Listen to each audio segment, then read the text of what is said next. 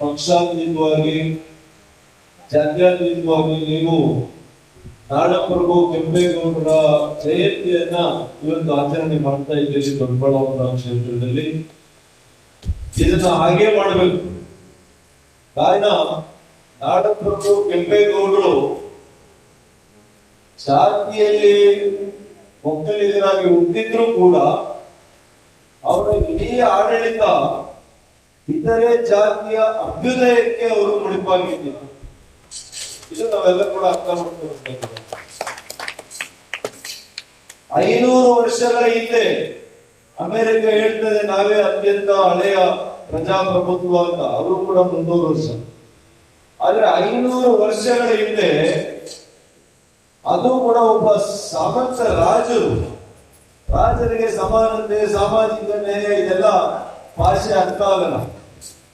ಆದ್ರೆ ಅದನ್ನ ಅಕ್ಷರ ಸಹ ನಾಡಪ್ರಭು ಕೆಂಪೇಗೌಡರು ಅವತ್ತರಲ್ಲಿ ಬೆಂಗಳೂರನ್ನ ನಿರ್ಮಾಣ ಮಾಡುವಾಗ, ನಾಡನ್ನ ನಿರ್ಮಾಣ ಮಾಡುವಾಗ ಅವರಿಗೆ ಅವರು ಮೇಲ್ಪಂಕ್ತಿಯನ್ನ ಹಾಕೊಟ್ಟಿದ್ದಾರೆ.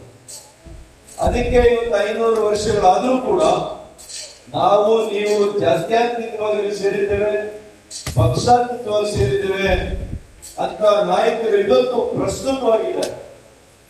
500 ವರ್ಷಗಳ ಹಿಂದೆ ಮಾಡಿದಂತ ಆಡಳಿತ ಇವತ್ತು ಅವರು ಕಟ್ಟಿದಂತ ನಗರ ಇವತ್ತು ಜಾಗತಿಕ ನಗರ ಆಗಿದೆ, ಗ್ಲೋಬಲ್ ಸಿಟಿ ಆಗಿದೆ.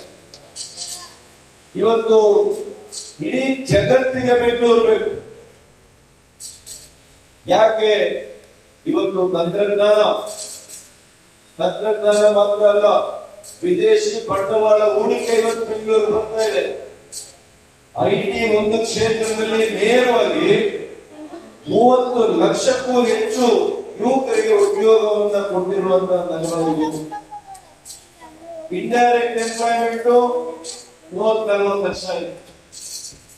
ಇವತ್ತು ಭಾರತ ದೇಶಕ್ಕೆ ಕರ್ನಾಟಕ ರಾಜ್ಯಕ್ಕೆ ಮಾತ್ರ ಅಲ್ಲ, ಬೆಂಗಳೂರಿನ ಕೊಡುಗೆ ನಮ್ಮ ಯುವಕರ ಕೊಡುಗೆ ಇಡೀ ದೇಶಕ್ಕೆ. ಇಡೀ ದೇಶದಿಂದ ವಿದೇಶಕ್ಕೆ ರಫ್ತಾಗುವಂತ ಐಟಿ ಅದು 50% ಬೆಂಗಳೂರು ಒಂದರಲ್ಲೇ ಇವತ್ತು ರಫ್ತಾಗ್ತಾ ಇದೆ ಐಟಿ.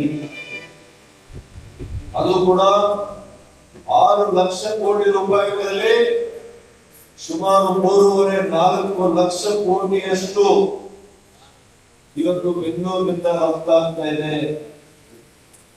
ಇದೆಲ್ಲ ಕೂಡ ಹೇಗಾಯ್ತು ಅಂತಂದ್ರೆ ನಾಡಪ್ರಭು ಕೆಂಪೇಗೌಡರ ಅವತ್ತಿನ ಕನಸು.